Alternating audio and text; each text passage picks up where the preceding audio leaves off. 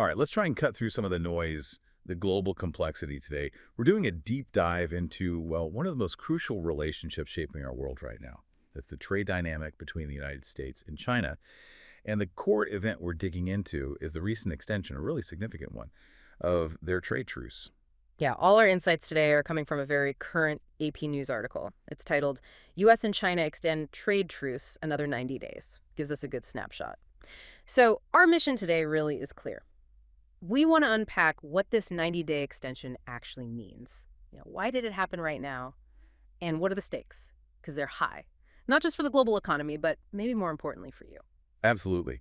It's quite remarkable, really, when you look beyond the headlines, how just a single tariff change on one product can ripple outwards. It can shift whole production lines across the globe, impact market stability, and even subtly change the price you end up paying for, well, everyday goods. This isn't just abstract geopolitics.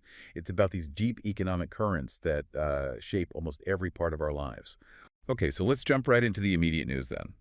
Monday, August 11th, 2025. President Donald Trump officially extended the trade truce with China. Another 90 days.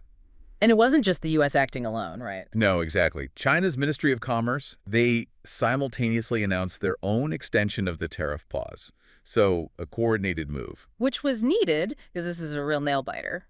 The previous deadline was breathing down their necks 12:01 a.m. Tuesday. That was it. If that passed, no extension. The U.S. was apparently ready to hike taxes on Chinese imports from an already high 30%. Right. And Beijing would have retaliated immediately, raising their own levies on U.S. exports. So crisis averted. For now, at least. For now. Yeah. And the main purpose of this pause really is to buy time. Critical time for both sides. It gives them a window, hopefully, to work out some pretty significant differences. And potentially, just maybe, it paves the way for a summit later this year between President Trump and China's President Xi Jinping. And how are businesses reacting? I imagine they're watching closely. Oh, very closely. And the reaction from U.S. businesses seems quite positive. Sean Stein, he's the president of the U.S.-China Business Council, actually called this extension critical. He stressed how important it is for giving the governments breathing room, space to negotiate a proper trade agreement. From his point of view, that means improving market access in China for U.S. firms, providing some certainty for their, medium and long-term planning. And he also specifically highlighted the urgent need for an agreement on fentanyl to get U.S. agriculture and energy exports flowing again. Okay, and China's response, it wasn't just agreeing to the pause, was it? They took some action, too. That's right. On Tuesday, they made their own announcement. They said they'd extend relief to some American companies, those that had previously been put on an export control list, and also an unreliable entities list. Right. Those are Beijing's tools for restricting trade with firms they see as, what, a threat or untrustworthy. Exactly. So what this means practically is that some restrictions on dual-use goods were stopped. Dual use. So things with both civilian and military uses. Precisely. Some restrictions stopped entirely, while others just got another 90-day extension, mirroring the main truce. Okay, let's unpack this a bit wider then. This latest extension, it's not happening in a vacuum, is it? It feels like part of President Trump's much broader trade strategy, one that I think it's fair to say has really upended the global trading system. Mm-hmm. His administration has been imposing these double-digit tariffs on pretty much every country on Earth, it seems. Yeah, that's a key point. It's a systemic shift. We've seen examples, right? The EU, Japan, other partners.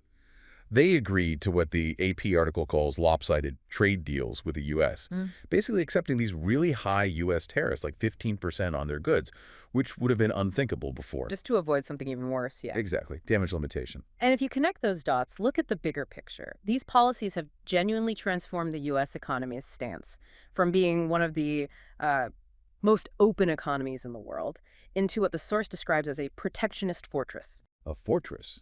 That's a strong image. Is there data to back that up? There is. The Budget Lab at Yale University, they crunched the numbers. They found the average U.S. tariff shot up from around, 2.5% at the start of the year to a really striking 18.6%. 18.6% average tariff. Yeah. And according to their data, that's the highest since 1933. A major, major shift. Okay, highest since 1933. Okay. That puts it in perspective. Now, this next point seems crucial for understanding the push and pull here. China brought its own leverage, its own unique cudgel, as the article puts it.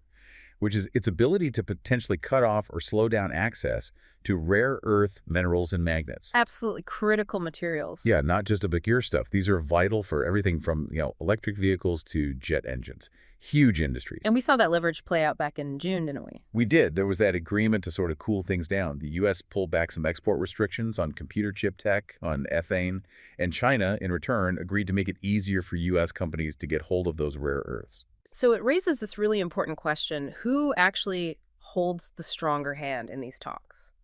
Claire Reed, she's senior counsel at Arnold and Porter, and she used to be an assistant U.S. trade representative for China affairs.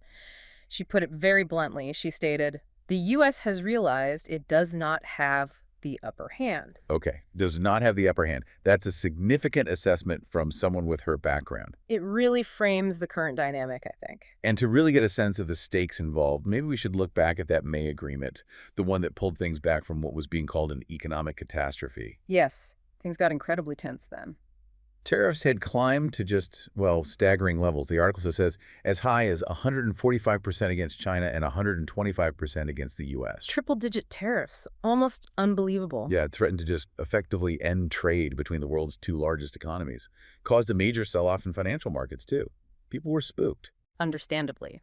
Thankfully, they met in Geneva in May and managed to agree to step back from that brink. America's tariffs came back down to 30%, still very high, mind you, and China's down to 10%. And they've basically been talking ever since, having sort of shown each other how much economic pain they could inflict. That's right. And building on that point, Ali Wine, who's a specialist in U.S.-China relations at the International Crisis Group, he offers a really nuanced view here. He suggests the Trump administration maybe overestimated the ability of steep tariffs to induce economic concessions from China. So the tariffs didn't work as well as they'd hoped. That's his argument. He thinks it not only underscored the limits of unilateral U.S. leverage, but it also potentially gave Beijing reason to believe it could indefinitely enjoy the upper hand. How? By threatening those rare earth export curbs we talked about. Interesting. So the threat itself became a powerful tool for China. Wine seems to think so.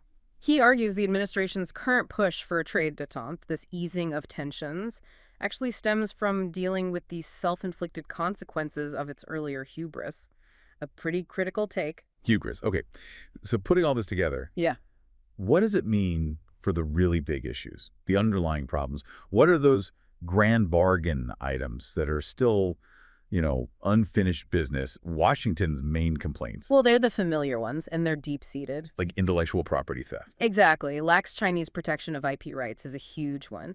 Then there's Beijing's state subsidies and industrial policies, which U.S. officials argue create an unfair playing field. Right, tilting the field towards Chinese company. And of course, the massive U.S. trade deficit with China. It was, what, $262 billion last year alone? $262 billion.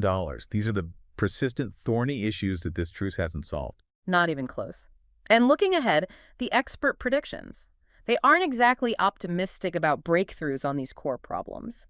Claire Reed, who we mentioned earlier, she anticipates progress will likely be limited. More transactional deals. Transactional? Like what, specifically? Things like China agreeing to buy more American soybeans, maybe? Or measures to try and stop the flow of fentanyl precursor chemicals? And perhaps agreements to just ensure the continued flow of those rare earth magnets? Important, yes, but not structural reform. So the really big systemic issues probably remain untouched. That's what she suggests. And Jeff Moon, another voice, former U.S. diplomat and trade official, he warns quite starkly. He says, the trade war will continue grinding ahead for years into the future. Grinding ahead for years. Not exactly a quick fix. Not at all. Which brings us back to the listener, really. What does all this mean for you? Whether you're, tracking global markets, or maybe you're involved in supply chains, or perhaps you're just curious about how these two giants shape the world we live in. This matters. It really does. So wrapping up, this 90-day trade truce between the U.S. and China. It's a vital pause, definitely bought some breathing room. But it's so crucial to understand it's not a resolution. Not by a long shot. The underlying issues, the grievances, they run deep. They're incredibly complex. It suggests a very, very long road ahead. Absolutely. We're essentially watching this constant high-stakes negotiation unfold in real time. And it has profound impacts on global markets, on entire industries, and, ultimately on our daily lives in ways we might not even realize. Right. And maybe a final thought for you to consider, sort of building on all this. When you think about this cyclical pattern, tensions flare up, they cool down, they flare up again, and you factor in China's strategic leverage with rare earths and these expert predictions of a long trade grind. How might these ongoing dynamics fundamentally reshape things in the coming years? Think about global supply chains, technological innovation, even the specific products and services you depend on. How might they change? It's definitely something worth pondering long after we finish talking today. A really critical dynamic to keep watching, no doubt. And yes, keeping that curiosity alive is absolutely key to navigating this constantly shifting world.